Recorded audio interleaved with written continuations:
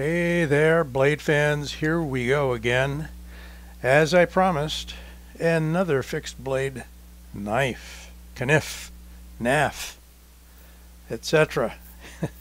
And this is a cool one for a few reasons. It is a fixed blade version of an existing folder by Dam Designs. And they've been doing this. Previously, I did a review of the Basilisk fixed blade, a fixed blade version of their folding Basilisk. And they've been doing some cool things. You know, they haven't been doing radical changes. They've been kind of building on their success. And in particular, I happen to like a lot of their titanium handled knives and the heavy bead blasting, or I should say stone wash, that they're doing on a lot of their blades and handles. So we're not going to see it on the handles on these today because they're all G10, but you certainly are going to see it on the blade. And they've gone to higher end materials up to 154 cm and S35 VN in some models, I think. On this one, we've got Sandvik 14C 28N. You can barely see it right in that corner there near the handle. And this was the only model I was able to get from White Mountain Knives in this particular heavy-duty Wharncliffe blade. It is the natural jade green G10, as you can see. But it's a major tumbled finish on this thing. Heavy-duty stonewash, you know. You're not going to have too much show up. You're going to have to do some pretty bad nasties to this knife to get some significant visible marks on that. Got a very nice thickness to the steel, tapers down to a fine tip, very piercy. And very much in keeping with like the Ronin and the Yojimbo from Spyderco, of course. I like the fact that they give you the option of choking up into that finger choil, so I can get a little closer. We've got excellent jimping, can't slip. Very file-like jimping on the back of that blade, perfectly done and positioned just right. So I can go back here, and my whole thumb lies down on that. I can go up here and get all the way out to the crest of that blade, that peak. And yes, it's a Wharncliffe. Somebody took me to task recently who is like a collector of historical knives and said, you know, everything you showed here, I think it was the Wharncliffe versus upswept point. And he said, oh, I spelled Wharncliffe wrong. And I don't disrespect those people. They've got their niche. They probably know more than I do about a lot of knife aspects and history of the knives. I don't have a big history on the origin of blades. I just kind of take them as they come and let you know what I think about them, how they work for me, and obviously try to classify them. So I guess the original Wharncliffes were a little bit more like what we call a sheep's foot. And there's a whole designation for, you know, it does this and it turns here and it drops there. And anyway, to me, guys, this is a Wharncliffe. They're sold as a Wharncliffe. The Yojimbo and the other, the Ronin, are all sold as Wharncliffe style knives. So I'm going to put that to rest and move on, but it's a little irritating sometimes when, you know, we get off topic, right? The topic is, this is a Wharncliffe style blade, and you have your upswept blades, and you have your drop point blades, and you have your utility blades. You've got some basic 4 or 5 categories. And then you got a bunch of stuff in between. And you know, makers have really taken it into another realm. You can't classify a lot of the knives that we see today. What are they? Is there one generic term? But we've got a beautiful Wharncliffe here. Very pointy. It's really oriented towards utility, but certainly as a defensive knife, it really fits into that category that was heavily highlighted by Michael Janich when he devised the Yojimbo way back when as a solid defensive tactics knife. So I'm going to measure this up, then we're going to get into some comparisons, show you some other things, back it out a little bit, and I'm already giving you a peek at the Ronin over there. Okay, got just shy of 9 inches overall, somewhere between 8 3/4 and 9 inches. Got a cutting edge on the blade of 4 1/8. And we got about 4 1/4 blade length to the handle. And as far as the girths go, handle thickness 0.54, blade thickness 0.15, and yes, that's 3.8 millimeters. Finally, a weight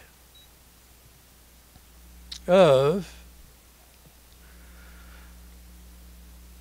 let's get back in a little bit. There we go. Tell me you're going to stop. Okay. A weight of call it 6.3 ounces. If it was a folder, it would be heavy, but it's not a folder. It's a fixed blade, and it is a fixed blade which comes with a very nice Kydex sheath, heavy duty. You know, a lot of these production Kydex sheaths I find are better than some custom sheaths because they can be factory manufactured in high numbers to specific specs, and they can keep turning them out. And most of them I find are using a thicker Kydex than many of the higher end production or custom knives. So I really like it when they use a little more substantial Kydex instead of going skinny mini. And I like it when they do that raised welt tunnel on the back of the blade so that you can just slip it right off if it's in the pocket, or thumb it off slowly if it's on your belt. Now, putting it in upside down. It comes with not a tech lock, but something you could call a tech lock, I suppose. And we've seen these before. So rather than pinch it here like a tech lock, you give it a push, and you can lock it so that you can't push it. It's a lot of hardware. You can move it around so that you can carry it, scout carry. I like straps, and I like DCC clips and Ulti clips. So, you know, if I were to carry this a lot, I would probably take the Tech Lock style clip off and put a belt loop through there, or again, the DCC clip. How about some comparisons? And this guy tried sneaking in there earlier. Here is the Ronin. We're going to play spin the bottle with the Ronin. That would be interesting.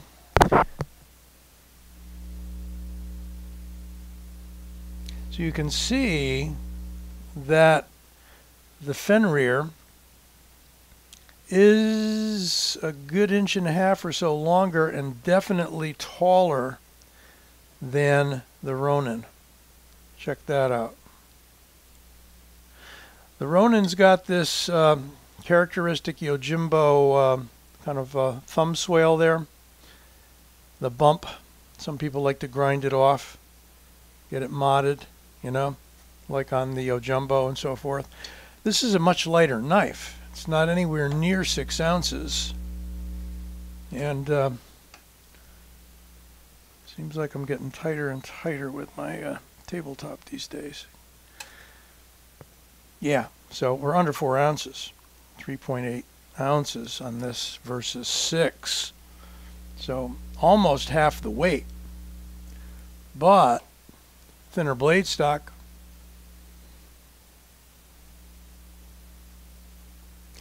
And not as tall a knife as the Fenrir. Here's another recently done fixed blade by Dam Designs. This is the Basilisk fixed blade. And these should come in, these are like cookie cutters of each other on the handle. They just change the blade and the lengths are the same. So they're using almost the same blanks, differently profiled, and probably the same height in here. Don't know for sure. Maybe a little taller. So you got 1 3/4 there. Got, yeah, slightly shorter there. And what else did I want to show you? Well, just a folding knife example. This is the newer version of the Hades that recently came out. Sorry for the noise again. When I reach down to the tabletop, I invariably hit my microphone boom into the back of the camera, and that's the rustling sound. I've had people say, you need a better mic. Why are you using such a cheap mic? Hey, it ain't the cheap mic. It's two things. It's background noise sometimes from the furnace that I'm next to here in my humble basement, or it's me jamming the microphone boom into the back of the camera. So I've spent a little while in photography and some in video, and I'm not a complete idiot, although I enjoy being one every now and then. Okay, so there we got the Basilisk fixed blade, the Fenrir fixed blade, and this is the new model Hades liner lock. And even their titanium handle knives are liner locks, which is interesting. And they're really fine looking knives. I've got a few reviews out on them. I happen to be a big fan of Dam Design knives for really beautiful, rugged, usable, dependable blades that I can't middle finger flick. All right. This one is also a back flipper. But they're just very fidgety knives. They're smooth, and you know, you don't need to baby them. You're not going to pick up scratches with this heavy stonewash on them. And if you need a comparison to a standard folder, there is the Griptilian, which is a good inch shorter overall, but certainly carries smaller. I mean, you got to give it to folding knives for that, and you got to give it up to fixed blade knives for being available instantly and not having any locks that we need to worry about being defeated. What do you think? I think this is a viable alternative to the Ronin or any other Wharncliffe style defensive knife or even utility knife. It is a very pointy, very piercy, and they do come through with quite a sharp edge. I'm not going to do any paper cuts. It would send me into the next room and leave you waiting. So trust me on the fact that that is a high flat grind, and that sucker comes through pretty sharp. If it's not quite sharp enough for you when you get it, just put it on a strop. Don't bother resharpening it unless you really want to. All these factory knives need in most cases to become sharper is a little leather stropping with some compound on that leather strop. That's all I do. And they last. And then if they don't last, then you put them on a ceramic, and then if you need to, you put them on a stone or diamond. Got a cold steel knife sharpener coming in. I'll throw that out at you. I'm hoping to give it give you a quick look on a video sometime soon. Don't have it yet. Should have it soon. Okay, guys, be well. Don't forget to give this a like and subscribe.